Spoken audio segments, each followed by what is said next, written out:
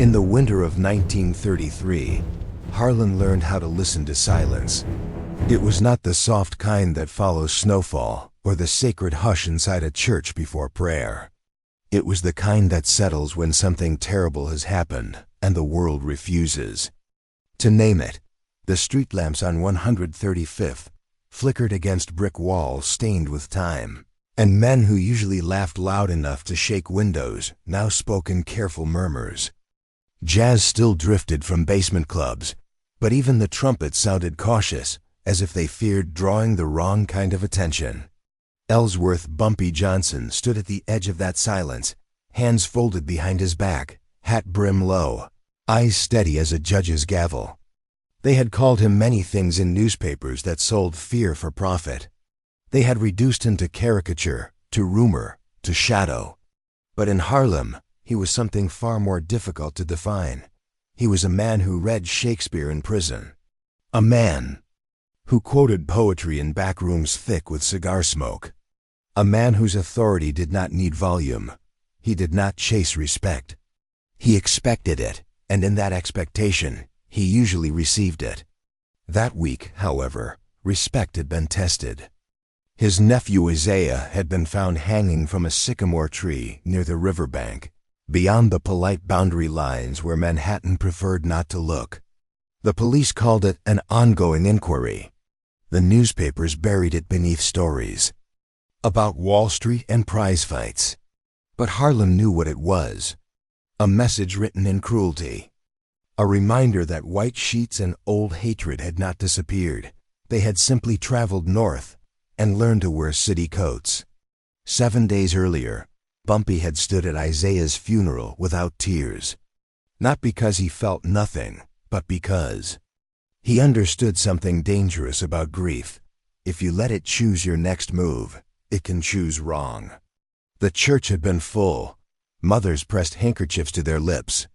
Young men shifted in pews like coiled wire.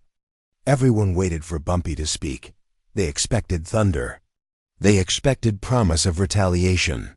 Instead, he stepped to the pulpit slowly and said only this: "We will not become what they believe we are." Then he stepped down. The restraint unsettled people more than rage would have.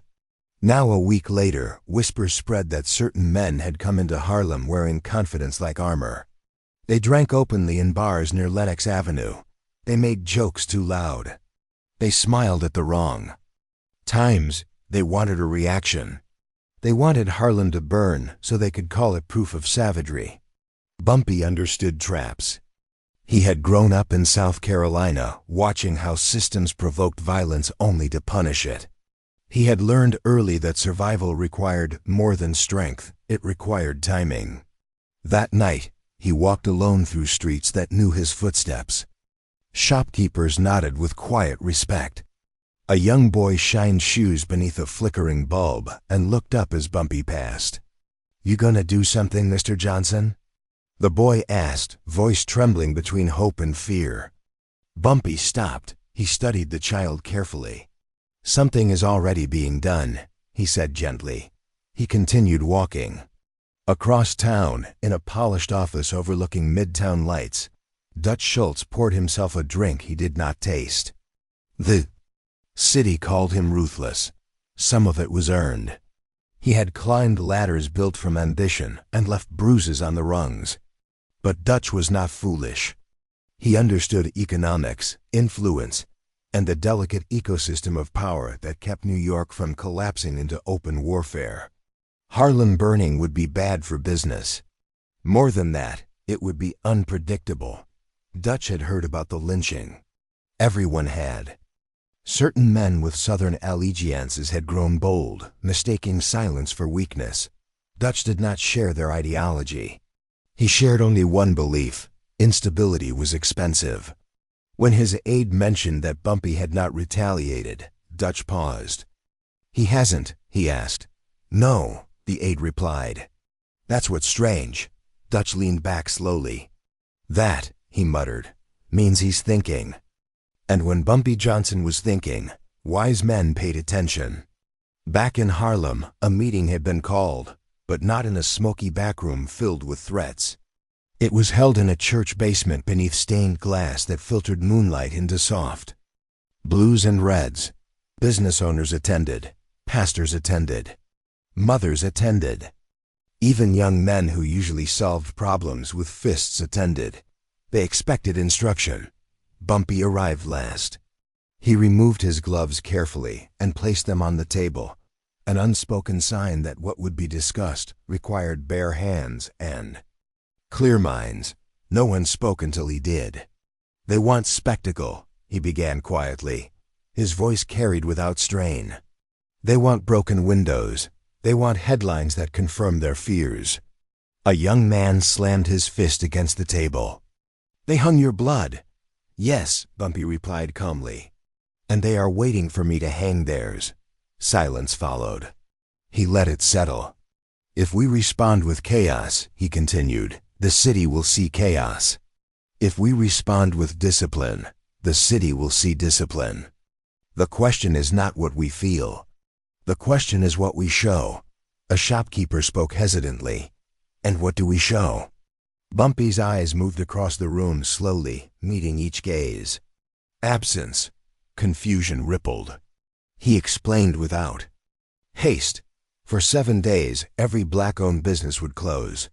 Porters would not report. Musicians would not perform in downtown clubs. Domestic workers would stay home. Taxi drivers would decline fares. There would be no marches, no riots, no shattered glass. Just silence. "The city believes we are noise," he said softly.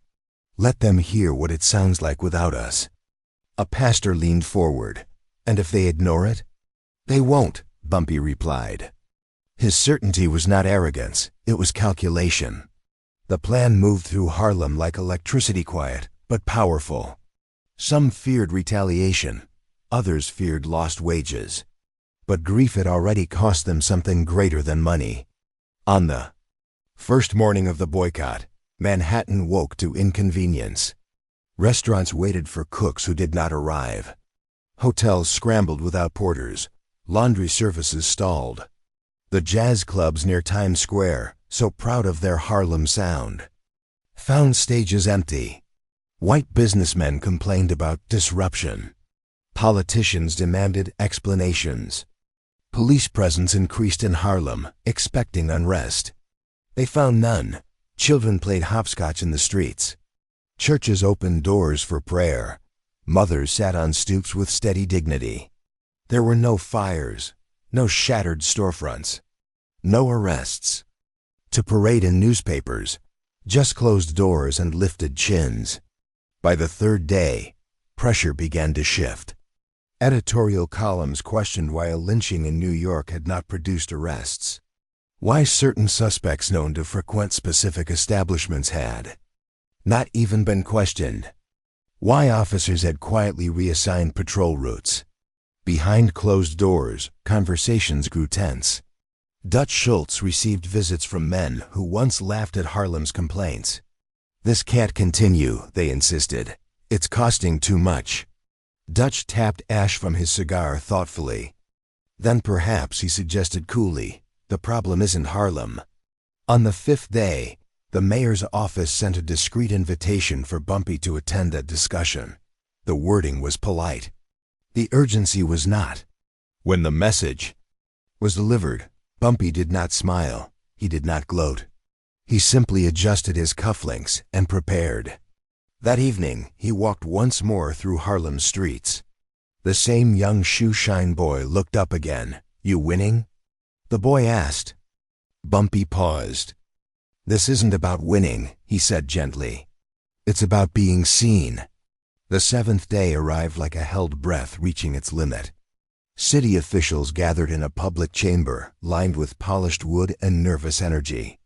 Reporters adjusted notepads. Flashbulbs popped. Dutch stood near the back, silent observer in a suit tailored sharp as consequence. Bumpy entered without entourage. He removed his hat. The police commissioner cleared his throat and announced that new developments had emerged in the investigation. Federal authorities would assist. Certain officers were under review. Named suspects were being questioned, It was not confession. It was not apology, but it was movement. All eyes turned to Bumpy.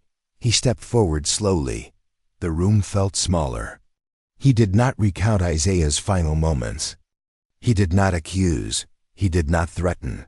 He spoke one sentence. "We will reopen our doors when you open your eyes." The words landed heavier than any shout. No one clapped. No one argued. They understood. Outside, Harlem waited. And when Bumpy exited the chamber, he did not raise his hands in triumph. He simply nodded once to Dutch, an acknowledgement between men who understood power in different ways. That evening, storefronts reopened. Jazz returned to basements. Mothers allowed themselves to breathe. Justice was not complete. Hatred had not vanished. But something irreversible had happened. Harlem had demonstrated that dignity, when unified, could bend a city without breaking it. Late that night, Bumpy stood alone beneath a street lamp near the river where Isaiah had been found. The wind carried distant music. He removed his hat and held it briefly against his chest. He had not answered cruelty with violence. He had answered it with discipline. And sometimes the most powerful move a man can make is not the one that makes noise, but the one that makes the world listen. Harlem reopened its doors, but it did not forget. The Jazz returned first, sliding through basement windows like a cautious prayer. Trumpets tested the air as if asking permission. Shopkeepers lifted their shutters slowly, scanning the street not for customers, but for consequences. Mothers sent their sons to school with longer embraces. Men gathered on corners with quieter eyes.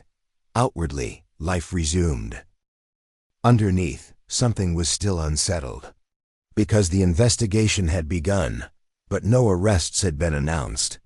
The newspapers had printed careful phrases: persons of interest, ongoing inquiry, federal review. They had not printed names. They had not printed affiliations. And they certainly had not printed the whispered truth that certain men had boasted too, loudly in the wrong bar on the wrong night. Bumpy Johnson knew those names. He did not know them because of violence. He knew them because Harlem listened. A bartender on Lenox had overheard laughter laced with cruelty. A porter at Penn Station had recognized a face from the funeral that had no business being there. A laundress had seen a white robe stuffed into a suitcase left too carelessly open. None of them wanted revenge. They wanted safety. They brought their fragments to Bumpy like pieces of broken glass. He did not rush to assemble them. He sat in the back of a modest office above a numbers shop, sleeves rolled neatly, reading each detail twice. His posture remained composed, but his silence deepened. 7 names surfaced repeatedly. 7 men who had traveled north, believing their hatred would go unchallenged. One of them was not small. One of them had friends in uniform. That was the problem, because this was no longer about a lynching alone. It was about protection. The police presence in Harlem had shifted since the boycott, not aggressive, but watchful. Too watchful. Certain patrols lingered longer near specific storefronts. Certain officers asked questions with smiles that did not reach their eyes. It was subtle intimidation, the kind that left no fingerprints. They were waiting for a misstep. They were waiting for Bumpy to lose patience. He did not. Instead, he requested a meeting. Not with the mayor, not with the commissioner, with Dutch Schultz. The meeting took place at a private dining room in a midtown restaurant where chandeliers hung like quiet threats. Dutch arrived first, adjusting his cufflinks, studying his reflection with habitual precision. When Bumpy entered, the atmosphere shifted, not because of fear, but because of gravity. They greeted each other without excess. Dutch poured wine, neither of them drank. "You have something," Dutch said finally. Bumpy placed a folded sheet of paper on the table. 7 names. Dutch glanced at it once, then again more carefully.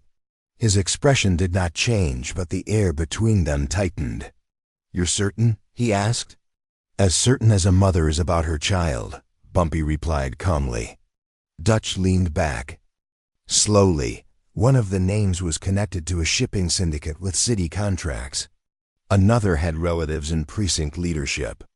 Bringing them down publicly would not be simple. It won't be clean, Dutch said. It was never clean, Bumpy answered. There was no anger in his voice, only clarity. I'm not asking for violence, he continued. I'm asking for pressure. Dutch studied him. You want me to squeeze them? I want the truth to become expensive. Dutch almost smiled. This was why he respected the man across from him.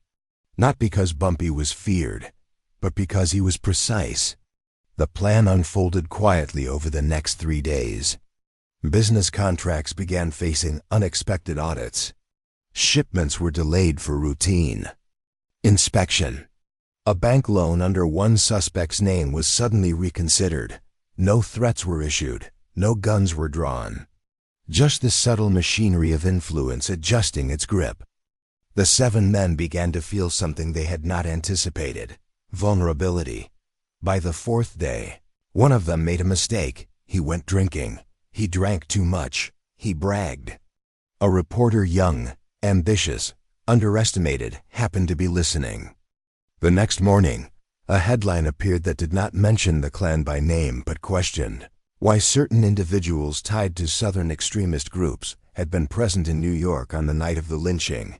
It named 2 of the 7. Not accused, but connected. The city shifted. Federal authorities, now under public scrutiny, could no longer afford hesitation.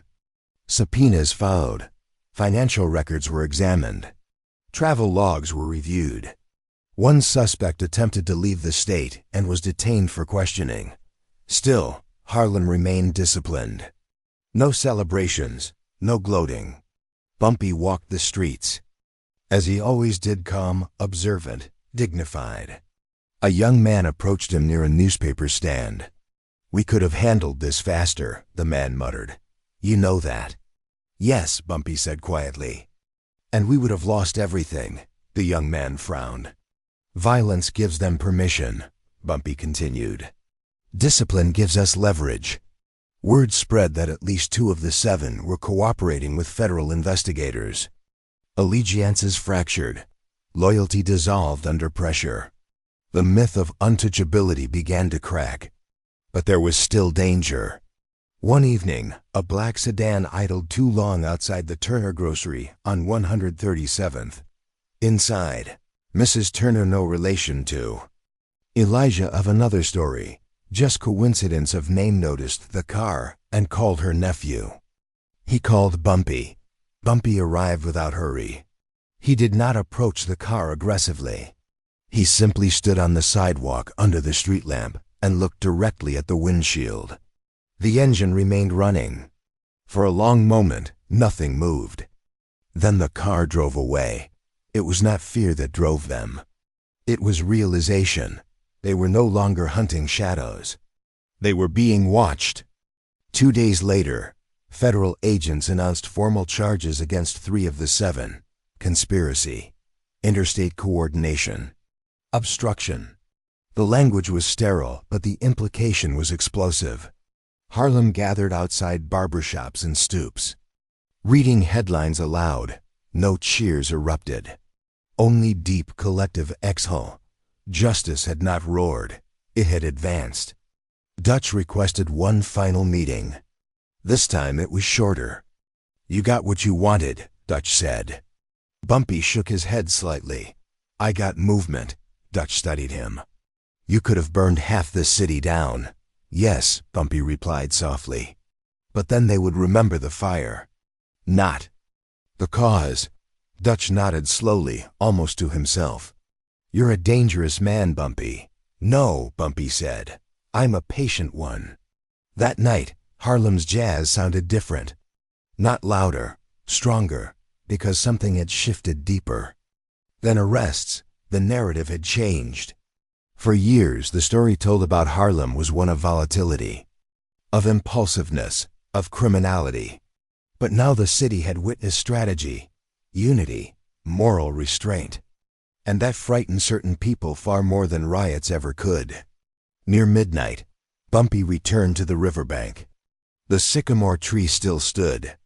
He removed his hat again, not out of ritual, but remembrance. Isaiah's death had not been avenged with blood. It had been answered with discipline. 7 names had entered the light. And the police, who once looked away, now had no choice but to look directly at what they had ignored. The wind moved softly through the branches above him. Harlem had not shouted. It had stood. And in that standing, it had forced the world to shift. By the time the 3rd indictment was announced, New York was no longer pretending this was a misunderstanding. It was a reckoning. But reckonings have a way of pushing back. The 7 names had begun to fracture under pressure. 3 faced charges. 2 had vanished from public view. 1 was rumored to be negotiating. And the last, Thomas Kearns, was the most dangerous of all, not because he was loud, but because he was connected. Kearns did not wear white robes. He wore tailored suits. He attended charity galas. He shook hands with men who controlled ports and precincts. His hatred was not theatrical. It was structural. And he had not been arrested. Harlem noticed.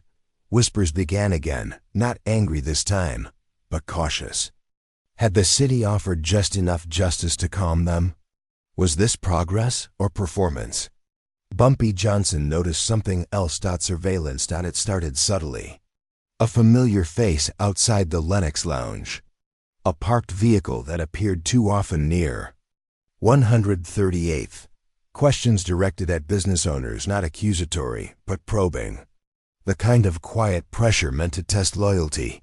They were looking for weakness. They were looking for retaliation. They were looking for an excuse. Bumpy adjusted accordingly. He stopped walking alone at night, not out of fear, but calculation. He reduced visible meetings. He changed routes unpredictably. But he did not disappear. He made sure Harlem saw him daily, calm, composed, deliberate. Because if he vanished, anxiety would grow. And anxiety was the soil where chaos took root. 1 evening, a young man named Caleb approached him outside a bookstore. Caleb had been at Isaiah's funeral. He had fire in his eyes that had not dimmed. "They're stalling," Caleb said through clenched teeth. "Kearns is the spine. You cut the spine, the body falls." Bumpy studied him carefully. "And if you strike too soon?" he asked softly. "What falls first?" Caleb didn't answer. "Anger is loud," Bumpy continued. "Power is quiet." "But they killed him," Caleb insisted. "Yes," Bumpy replied evenly. "And they want us to kill something back." The wind passed between them. Caleb's fists slowly loosened. Bumpy placed a hand on his shoulder, not as command, but as reassurance. "The city hasn't chosen a side yet," he said. "When it does, we will know." 3 days later, Harlem received its answer. It began with a rumor that federal investigators had requested financial documents tied to Kearns' shipping network. Then came confirmation that the request had been denied by someone higher. That was the first tremor. The second came at midnight. A warehouse near the river, one linked indirectly to Kearns' business interests, caught fire. Not in Harlem, in a neutral district. It was contained quickly, but the timing was surgical. By morning, headlines screamed sabotage. Certain radio voices began suggesting retaliation from organized Harlem elements. The narrative was pivoting. It was the trap Bumpy had anticipated.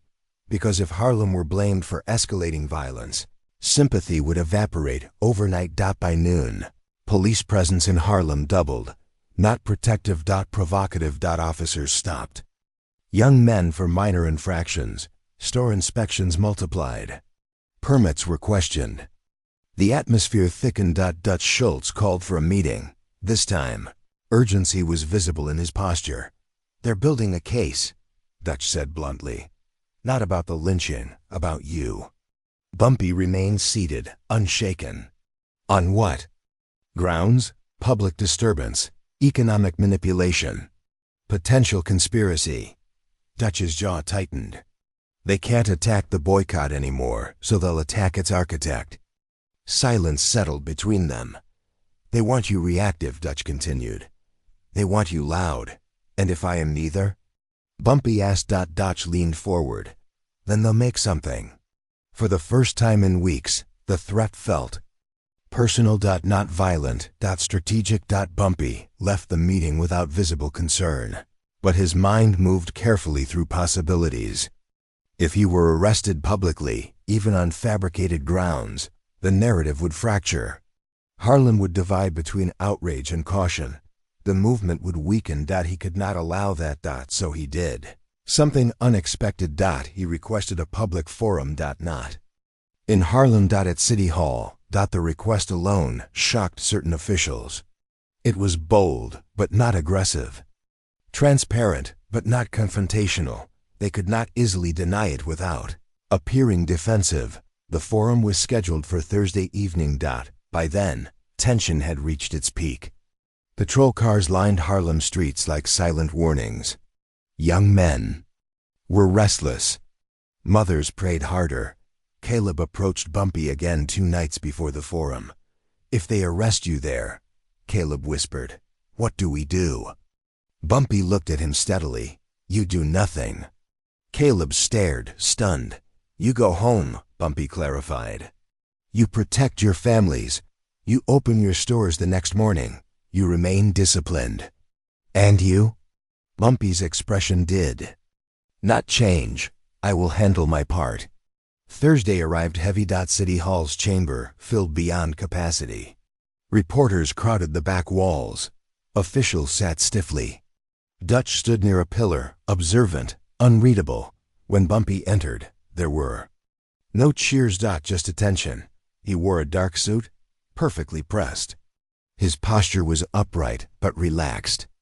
He removed his hat and placed it beside him before speaking. He did not mention Kearns immediately.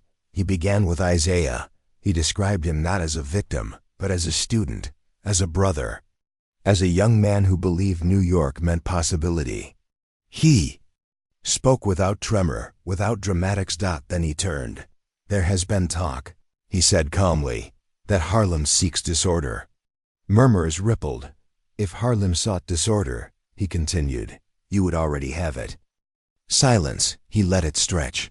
We sought justice. We exercised discipline. We trusted institutions that claimed to serve all citizens. His eyes moved slowly toward the commissioner. And now we observe hesitation. The word was precise, not accusation, not threat. Hesitation. Double quotes. If the law is impartial, Bumpy said softly, then it does not tremble before influence. The chamber was still enough to hear breathing. I stand here not to demand privilege, he concluded, but to request consistency. He stepped back. No shouting. No spectacle. Just clarity. For a long moment, no one moved. Then something unexpected happened. A councilman White, moderate, politically cautious, cleared his throat and spoke. I agree, he said quietly. The investigation must proceed without exception. It was small, but it was public. Others followed with carefully worded endorsements. Not dramatic. But undeniable. The city had begun choosing. Not fully, but visibly. That evening, federal authorities announced expanded review of Kearns holdings. By midnight, word spread that sealed warrants were being prepared. Harlem did not celebrate. It waited. The following morning, just after sunrise, agents entered Kearns' office. He did not resist. He did not smile. He looked stunned. By afternoon, his name appeared in print, not as rumor. Not as suggestion. As defendant. When the headline reached Harlem, the reaction was not explosive. It was quiet. Deep. Like a knot finally loosening. Caleb found Bumpy outside a corner store and simply nodded. No. Words were necessary.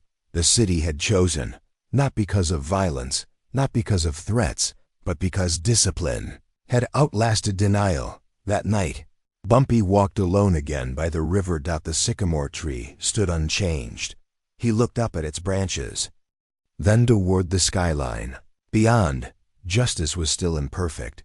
The system was still flawed, but something fundamental had shifted. Harlem had proven that strength was not measured by destruction, but by restraint. And in a city that expected fire, they had answered with unbreakable calm. The night air carried distant jazz once more. This time, it did not sound cautious. It sounded certain. By the time Thomas Kearns was led into a federal building under quiet guard, the city believed the story was over. Newspapers called it a significant legal development. Politicians praised due process. Radio commentators congratulated the system for correcting itself. Manhattan resumed its rhythm as if justice were a faucet that could be turned off once pressure normalized. But Harlem understood something deeper. Indictments were not the end of hatred. They were merely proof that it had been forced into the light. Bumpy Johnson knew that what followed would determine whether this moment became a turning point or a footnote. Because power, when challenged, does not disappear. It recalibrates. Within days of Kearns' arrest, subtle shifts began to ripple through Harlem. Bank loans for black-owned businesses were delayed for review. Permits were scrutinized. Inspectors appeared with clipboards and narrowed eyes. No threats were spoken. No slurs uttered. Just paperwork used as pressure. It was retaliation in a suit and tie. Young men felt it first. Job offers withdrawn. Interviews postponed. One club owner received notice that his liquor license renewal was under reconsideration. The message was quiet but unmistakable. You won the headline. Now we control the aftermath. Caleb stormed into Bumpy's office with clenched fists and fire still alive in his chest. This is what they do, he said bitterly. They smile in public and squeeze in private. Bumpy listened, hands folded, posture composed. Yes, he said calmly. That is what they do. And what do we do? Bumpy did not answer. Immediately, he stood, walked to the window overlooking Lenox Avenue, and observed Harlem moving below, mothers carrying groceries, children racing down sidewalks, elders sitting on stoops like sentinels of history. We endure, he said finally. Caleb's jaw tightened. Endure isn't enough. It is, Bumpy replied quietly, when endurance becomes structure. That evening, Bumpy called for a gathering, not in protest, not in anger, but in organization. Business owners, pastors, musicians, teachers, and labor leaders filled the church basement once more. The air was not fearful, it was alert. They believe pressure will divide us, Bumpy began. Heads nodded. They believe fatigue will make us careless. Silence settled as everyone understood the truth in that. So we do not grow careless, he continued. We grow coordinated. What followed was not fiery rhetoric. It was architecture. A cooperative fund was established to support businesses facing unjust delays. Lawyers volunteered hours to review discriminatory denials. Musicians agreed to perform benefit concerts to keep community revenues circulating internally. Pastors organized mentorship programs for young men targeted by unfair policing. They were not reacting, they were building insulation. And that frightened the wrong people far more than rebellion ever could. Meanwhile, the trial of Thomas Kearns approached. The prosecution was strong but not guaranteed. Influence still. Whispered in corridors. Certain jurors were scrutinized.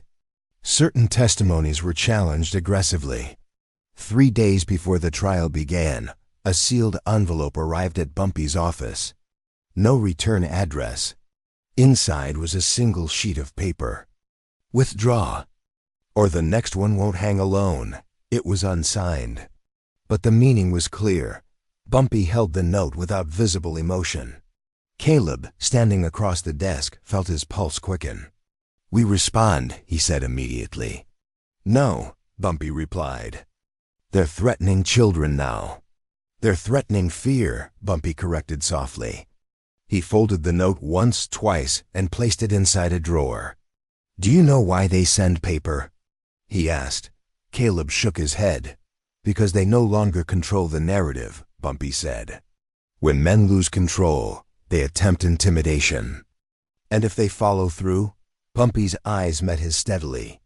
Then we stand again. The trial began under heavy attention. Harlem did not march, it attended. Men in pressed suits filled courtroom benches. Women sat upright, composed. Dignified, they did not glare. They did not whisper threats. They watched.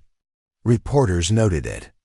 There was something powerful about a community that had every reason to rage, but chose restraint. Testimony unfolded methodically. Financial ties, witness accounts, travel records. The prosecution avoided spectacle and leaned on evidence. Defense. Attorneys attempted to paint the accusations as politically motivated. Then came the moment that tightened every spine in the room. A former associate of Kearns took the stand. Under oath, voice trembling but resolute, he described the meeting where intimidation was discussed. He confirmed the presence of Southern affiliates. He detailed conversations that revealed intent, not just prejudice, but orchestration. The courtroom air shifted. Kearns did not look at Harlem. He stared straight ahead. Outside, word traveled quickly. Radios hummed in barbershops. Church steps filled quietly with listeners. Days passed. Closing arguments concluded. The jury deliberated. Harlem did not gather in crowds. It waited. The verdict arrived on a gray afternoon. Guilty, not on every count, but enough. Enough to dismantle networks. Enough to send a message. Enough to make denial impossible. When the word reached Lenox Avenue, something remarkable happened. There was no explosion of celebration, no broken glass, no shouting. Instead, people stood still. A woman began to cry softly, not in grief, but release. A man removed his hat. Children watched adults who had spent weeks holding tension finally exhale. Bumpy did not appear publicly that evening. He walked again to the riverbank. The sycamore tree stood unchanged. He looked at it not with anger, but with acknowledgement. Isaiah would not return. But the message sent through his death had been answered. Not with fire, not with blood, but with strategy, unity, and moral clarity. Footsteps approached quietly behind him. Dutch Schultz. He did not stand too close. It's finished, Dutch said. Bumpy kept his gaze forward. No, he replied calmly. It's begun. Dutch considered that. You could have taken a different route, he said after a pause. Yes, and? Bumpy finally turned slightly. Then they would remember the violence, he said, not the dignity. The wind moved gently through the branches. Above them, Harlem's lights flickered in the distance, steady and alive. In the weeks that followed, inspections lessened. Loan approvals resumed. Patrol cars returned to routine patterns. Not because prejudice vanished, but because intimidation had failed, and something else had changed. Young men like Caleb no longer equated strength with reaction. They had witnessed discipline defeat manipulation. They had seen a city forced to confront itself. Months later, a small plaque was installed quietly near the church basement where it had all begun. It bore no grand speeches, no political slogans, only a simple inscription: Dignity stood here. On a cool autumn evening, Bumpy passed by that plaque unnoticed by most. He paused briefly, not to admire it, but to remember the cost. Because the true victory had never been about indictments. It had been about teaching Harlem and the city beyond that power does not always roar.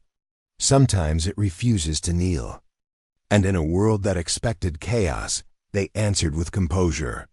That composure echoed louder than any riot ever could.